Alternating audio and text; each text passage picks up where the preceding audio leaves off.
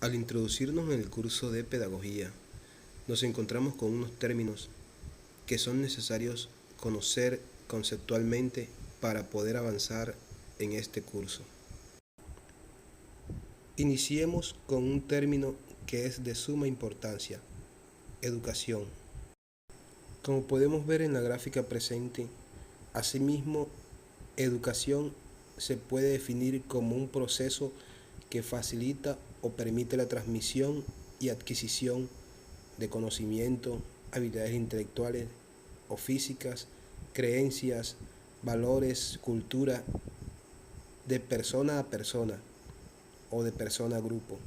Esto con el fin de perpetuar el aprendizaje en el ser humano y potencializarlo dentro de una sociedad.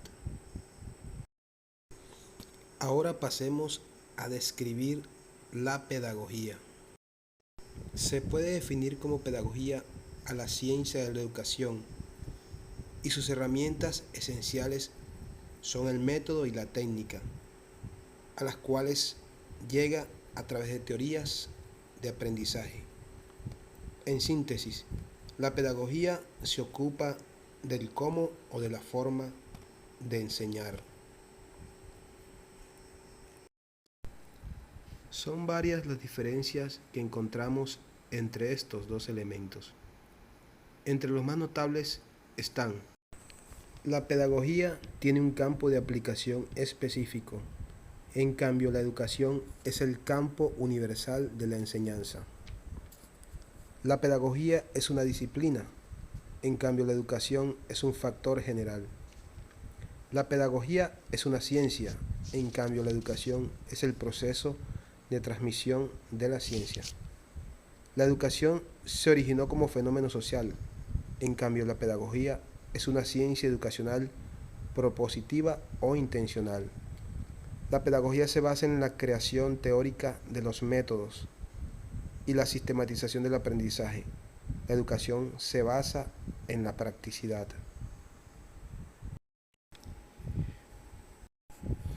Viendo que Latinoamérica y sobre todo Colombia están atravesando por una crisis de identidad y carencia de libre pensamiento, los cuales nos llevan a elegir los dirigentes que nos están llevando al caos, vemos como importante llevar una educación que logre desarrollar las habilidades de análisis y reflexión y promueva los valores fundamentales que conservan la especie humana, su entorno social, su entorno cultural, ambiental, que reflejen las mejores facetas del ser.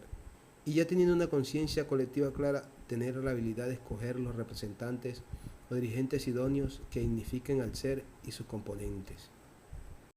Descubrí desde muy joven que tenía vocación por la enseñanza, al darme cuenta que quería compartir todo conocimiento adquirido con las personas que me rodeaban.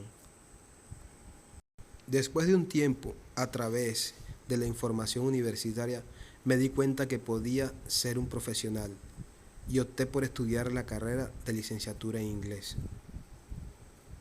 Y a esta carrera quiero dedicarme con pasión el resto de mi vida. A través de la Cibersofía, que es la red virtual de la universidad, se nos dio la oportunidad de conocer el tema Emancipación y Educación, dado por la Secretaria de Educación.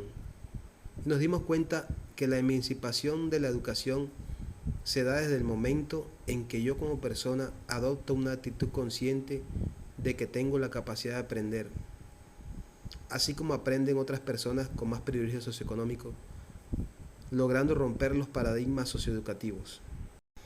Al referirnos a la emancipación de la educación como objetivo docente, como dice la doctora en la cibersofía, es crear autónomamente rutas de aprendizajes un poco más allá de lo que el sistema educativo exige, de modo que se vayan descubriendo las pistas más adecuadas para el desarrollo ideal del individuo o grupo. La emancipación a la educación es más que todo un llamado particular de entender que contamos con todas las capacidades para desarrollar nuestras habilidades y que entre más temprano nos hagan entender y entendamos la realidad de nuestra condición humana, lograremos desarrollar nuestras habilidades. La emancipación educativa empieza por tener una actitud mental que logra romper los paradigmas y secuelas que ha dejado el sistema educativo en su trasegar.